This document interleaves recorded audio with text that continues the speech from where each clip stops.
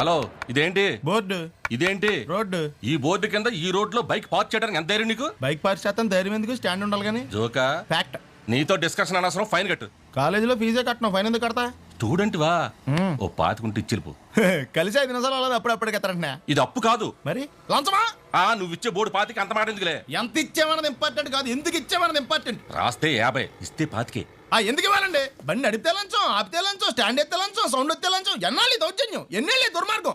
ఏంటి రెవల్యూషనా? కాదు, పొల్యూషన్. ఇలాంటి జోకులు వేస్తేనే నాకు ఇరిటేషన్. బండి తీసుకెళ్లి స్టేషన్ లో పడేస్తాను, రేపు కోర్టుకు వచ్చి ఫైన్ కట్టి తీసుకెళ్ళు.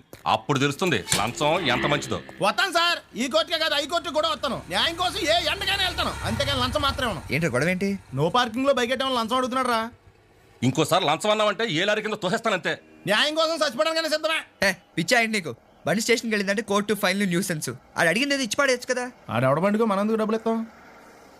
మరి ఆ బండి మంద కాదు, గిరిగాడిది. అయ్యో పాపం కదరా. ఏంట్రా పాపం? మొన్న నువ్వు 100 అడిగితే పెద్ద కట్టింగ్ ఇచ్చాడు. రేపు పొద్దున్న కోర్టుకి 500 కట్టి బండి తెచ్చుకుంటాడు.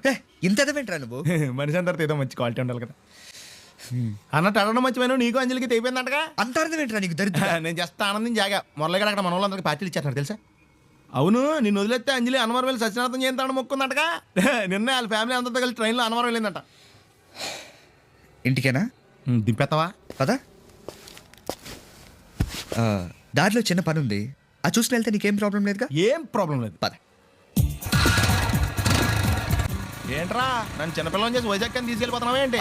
లేదురా, సరదాగా జోక్ చేసానులేరా. బైక్ మీద బుద్ధున్నాడు ఎవడో దూరం వెళ్ళడం. అందుకే అన్నవరం దాకా వెళ్ళి వచ్చాను. అన్నవరమా? ఆప్ మా ఇంటికి నడిచి వెళ్ళిపోతాను. వచ్చేప్పుడు బైక్ మీద దింపుతారా? ఒరే ప్లీజ్, నీకు దండం పెడతాను, ఆపరా. నేను ఆపను, నువ్వు కావాలంటే దూకే. ఒరే ఎదర బ్రేక్ అని ఉంటుందిరా బాబు, దాన్ని వాడు. సారీ నాన్న, అన్నవరం వెళ్ళేదాకా యాక్సిడెంట్ తప్ప ఏం వాడదలుచుకోలేదు. మరి అలా అని చెప్తే బట్టలు తెచ్చుకున్నాను కదా. స్నానం చేసేవాళ్ళకి రా బట్టలు, నీకెందుకు? కర్మరా. ఎక్కువ ఫీల్ అవ్వకు, వెళ్ళి వచ్చాను. ఎరా లైసెన్స్ ఉందా? లేదు. ఏ ఇవే కదా, ఏ ఆర్టీఓ ఆఫీసర్ అన్నా ఆపితే పరిస్థితి ఏంటని అడిగాను అంతే. ఓ చెప్తాను. ఫైన్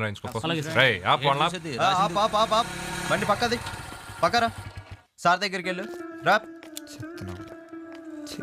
ఇటు ఇటు. లైసెన్స్ ఉందా? ఇంట్లో ఉంది సార్. మరి రోడ్ల మీద ఎందుకు తిరుగుతున్నారు? ఏమయ్యా, సీ బుక్ ఉందా? మన దగ్గర నోట్ బుక్స్ ఉండవు, ఇంకా సీ బుక్ ఎలా ఉంటది? 500 ఫైన్ తీసుకోవా. హలో, ఎక్స్క్యూజ్ మీ సార్, మీ గ్రే హౌండ్స్ బాబ్జీ గారు తెలుసా? నేను ఆయన అల్లుడే. అయితే ఇచ్చారా? డబ్బుల్ది.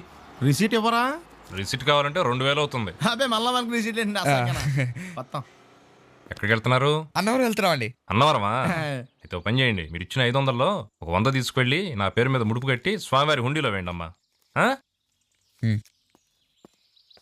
మీ పేరేంటండి? శ్రీనాథ్. రేపు కూడా మీరు ఇక్కడే ఉంటారా?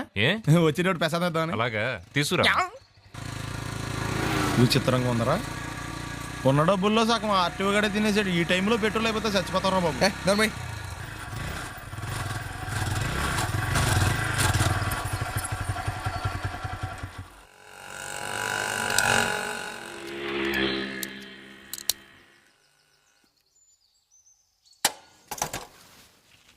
దరిద్రుడా, ఒక్క మాట మంచిది రాదు నోట్లోంచి.